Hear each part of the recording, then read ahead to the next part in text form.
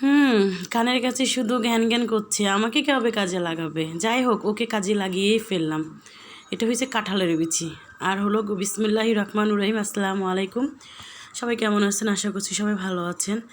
এটা হচ্ছে কাঁঠালের বিচি। কাঁঠালের বিচিগুলো আমি গরম পানির মধ্যে উপরে খোসাটা ফেলে দিয়ে একটু গরম পানির মধ্যে ভিজে রেখে তারপরে কাঁঠালের বিচিটা এভাবে ছিলে 2 টুকরো করে নিয়েছি। আর এটা গরুর মোটা ভুঁড়ি বা বট যেটাই হোক সেটা হলুদ দিয়ে সিদ্ধ করে নিয়েছি। প্রথমে তো একটা কড়াইয়ের মধ্যে কিছুটা পরিমাণ তেল দিয়ে দিলাম, তারপরে গরম মশলাগুলো সব দিয়ে দিলাম, তেজপাতা, এলাচ, দারচিনি, লবঙ্গ সবই দিয়ে তারপরে 1 কাপ পরিমাণে পেঁয়াজ কুচি দিয়ে ভালো করে নাড়াচাড়া করে নিচ্ছি। পেঁয়াজটা ভালো করে ভাজা হয়ে গেলে লাল লাল হয়ে গেলে আমি দিয়ে দিব 4 চামচ দিয়ে আমি দেখেন ভর্তি করে 2 চামচ দিলাম পেঁয়াজ বাটা, 2 চামচ রসুন বাটা, 2 চামচ আদা বাটা, সম্পূর্ণটা দিয়ে আমি সুন্দর করে কষিয়ে নেব। আসলে এই কাঁঠালের বিচির অনেক ধরনের তরকারি আছে যেটা বানানো যায়, যদি কেউ বানাতে জানে। সেই ক্ষেত্রে গরুর এই মোটা বট বা ভুঁড়ি যে নামে চিনেন সেটা দিয়ে কিন্তু খুব মজাদার একটা রেসিপি বানানো যায়। তো মশলাটাকে কষানো শেষ হয়ে গেলে দিয়ে দিলাম হলুদের গুঁড়া 1.5 চামচ, 1 চামচ গরম মশলার গুঁড়া, 1 চামচ ধনিয়া গুঁড়া, 1 চামচ গরুর মশলার গুঁড়া দিয়ে ভালো করে মশলাটাকে নাড়াচাড়া করে সুন্দর করে ভাজিয়ে নিলাম। তারপর তো দিয়েই দিছি লবণ। যাই হোক, লবণ হচ্ছে 1.5 চামচ দিয়ে দিলাম, 1.5 চামচ হলুদ, 1.5 চামচ 2-3 চামচ মরিচের গুঁড়া, সব কিছু দিয়ে একসাথে মিক্স করে আমি ভালো করে নাড়াচাড়া করে নিব। ভালো করে তরকারিটা যখন আমার মশলাটা কষানো হয়ে যাবে, দেখেন কি সুন্দর তেল ছেড়ে দিচ্ছে। তারপরে দিয়ে দিচ্ছি আমি কষানোর জন্য পানি। আমি কিন্তু করে তেলের উপরে কষিয়ে নিচে দেখে এভাবে তেলটা দেখা গেছে। এখন দিলাম আমি কষানোর জন্য পানিটা দিয়ে আমি কিছুক্ষণ ঢেকে রেখে দিব। ঢেকে রাখা দেওয়ার পরে দেখেন আমার মশলাটা প্রায় কষানো হয়ে গেছে, কত সুন্দর একটা কালার চলে আসছে। যারা কাঁঠালের বিচি পছন্দ করেন অবশ্যই কিন্তু খাবেন। মশলাটা কষানো শেষ, কাঁঠালের বিচিগুলো আমি সবগুলো একসাথে দিয়ে দিলাম, দিয়ে এটাও ভালো করে নাড়াচাড়া করে নিচ্ছি এপাশ ওপাশ করে।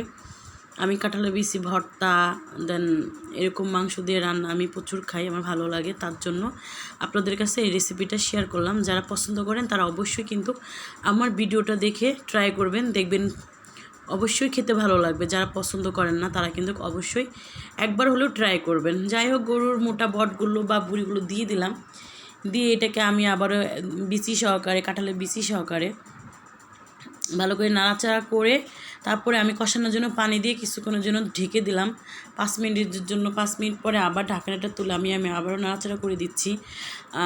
কারণ বিচি অনেকেই আছে পরিষ্কার করতে পারেন না। এই ভিডিওটা আমি ছাড়বো 2-1 দিনের মধ্যেই, দেখবেন খুব সহজেই এই কাঁঠালের বিচির খোসাগুলো ছাড়িয়ে উপরে যে একটা আবরণ থাকে লাল, ওটা কিভাবে ছাড়ানো যায় দ্রুত সেটা আমি দেখাবো। তারপরে এই বট আর হলো গিয়ে আপনার কাঁঠালের বিচি সম্পূর্ণ কিছু একসাথে দিয়ে ভালো করে কষিয়ে আবারও কষানোর জন্য পানি দিয়ে দিচ্ছি। কারণ কেন যে বটটা তো সিদ্ধ করে নিয়েছি, কাঁঠালের বিচি তো আর সিদ্ধ করিনি, কারণ এটা হইতে তো একটু টাইম লাগবেই।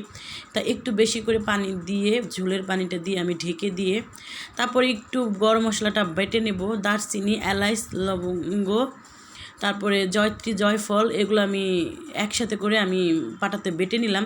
না থাকলে অসমস্যা দেওয়া যাবে, না দিলেও চলবে, দিতে পারবেন, সেক্ষেত্রে দিবেন।